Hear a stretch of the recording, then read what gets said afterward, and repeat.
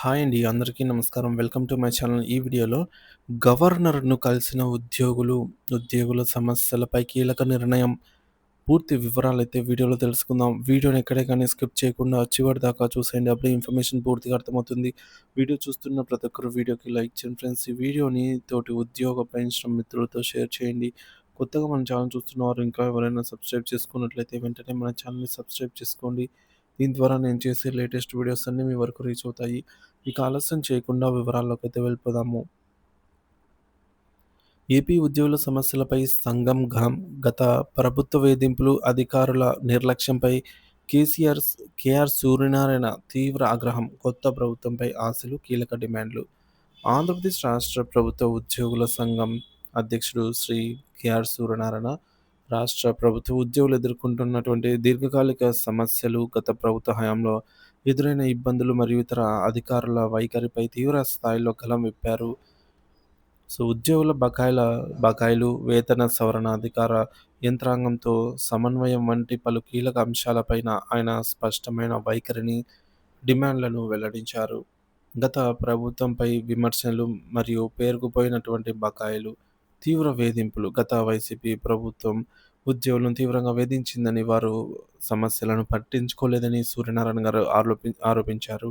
భారీ బకాయిలు. గత ప్రభుత్వం నిర్లక్ష్యం మరియు ఆర్థిక నిర్వహణల లోపాల కారణంగా ఉద్యోగులకు చెల్లించాల్సిన వివిధ రకాల బకాయిలు లైక్ డీఏ, పీఆర్సీ బకాయిలు, పదవి విరమణ ప్రయోజనాలు, సరెండర్ లీవ్ బిల్లులు వంటివి మొదలైనవి మొత్తం 25,000 కోట్లకు పైగా పేరుకుపోయి ఉన్నాయని ఆయన ఆవేదన వ్యక్తం చేశారు. గవర్నర్‌కు ఫిర్యాదు. ఈ అపరిష్కృత సమస్యలు మరియు బకాయిల గురించి తాము గవర్నర్‌ను కలిసి వివరించి ఫిర్యాదు చేసినట్టు సూర్యనారాయణ తెలిపారు. ప్రస్తుత కూటమి ప్రభుత్వంపై ఆశాభావం, సూచనలు, సానుకూల స్పందన. ప్రస్తుత కూటమి ప్రభుత్వం ఉద్యోగుల సమస్యల పట్ల సానుకూలంగా స్పందిస్తోందని, వారి సమస్యలను పరిష్కరించడానికి ప్రయత్నిస్తోందని సూర్యనారాయణ పేర్కొన్నారు. నిధుల విడుదల.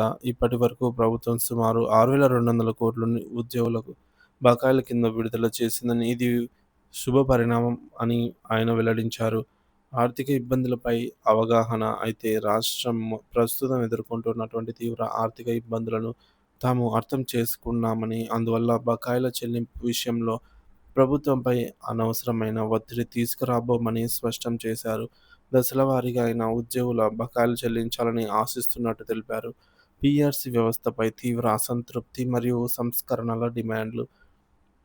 విశ్రాంత ఐఏఎస్ అధికారులపై విమర్శ. వేతన సవరణ సంఘాన్ని పీఆర్సీ కేవలం విశ్రాంత ఐఏఎస్ అధికారులతో నడిపించడం సరికాదని సూర్యనారాయణ తీవ్రంగా విమర్శించారు. ఇది ఉద్యోగుల వాస్తవ సమస్యలను, ఆకాంక్షలను పూర్తిగా అర్థం చేసుకోవడానికి ఆటంకంగా మారుతుందని అభిప్రాయపడ్డారు.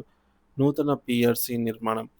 పీఆర్సీ నిష్పాక్షపాతంగా, సమర్థవంతంగా పనిచేయాలంటే దానిని ఒక సిట్టింగ్ హైకోర్టు జడ్జి నేతృత్వంలో లేదా ముగ్గురు నిపుణులైన సభ్యులతో, న్యాయ, ఆర్థిక పరిపాలన రంగ నిపుణులతో కూడిన కమిటీగా ఏర్పాటు చేయాలని ప్రభుత్వాన్ని కోరారు. గత నివేదికలపై విమర్శ.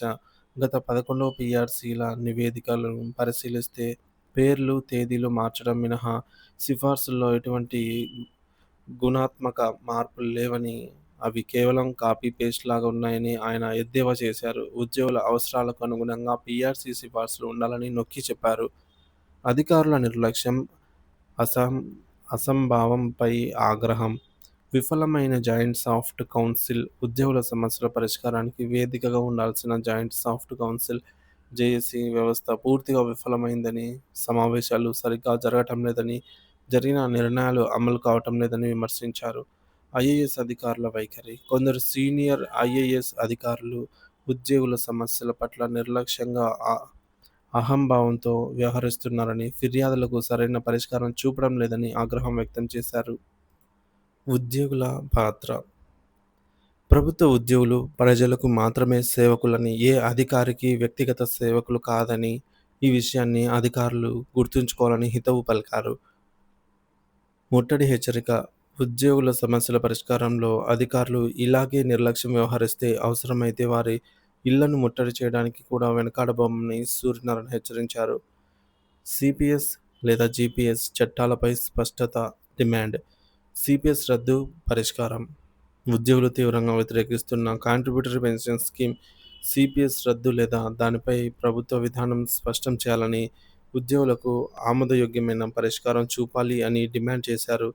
జీపీఎస్ చట్టం గత ప్రభుత్వం ఏకపక్షంగా తీసుకొచ్చిన గ్యారంటీడ్ పెన్షన్ స్కీమ్ జీపీఎస్ చట్టాన్ని కనీసం అబేయన్స్తో తాత్కాలికంగా నిలిపేయడంతో పెట్టకపోవడాన్ని ఆయన తీవ్రంగా విమర్శించారు. దానిపై కూడా పునఃసమీక్ష చే జరపాలి అని కోరారు. పరిపాలనా ట్రిబ్యునల్ మరియు సమన్వయ వ్యవస్థ ఏర్పాటు డిమాండ్లు. ప్రత్యేక సమన్వయ వ్యవస్థ ఉద్యోగులు మరియు అధికారుల మధ్య సత్సంబంధాలు పెంపొందించడానికి, సమస్యల సత్వర పరిష్కారానికి ఒక ప్రత్యేక చట్టబద్ధమైన వ్యవస్థను ఏర్పాటు చేయాలని ప్రభుత్వాన్ని కోరారు.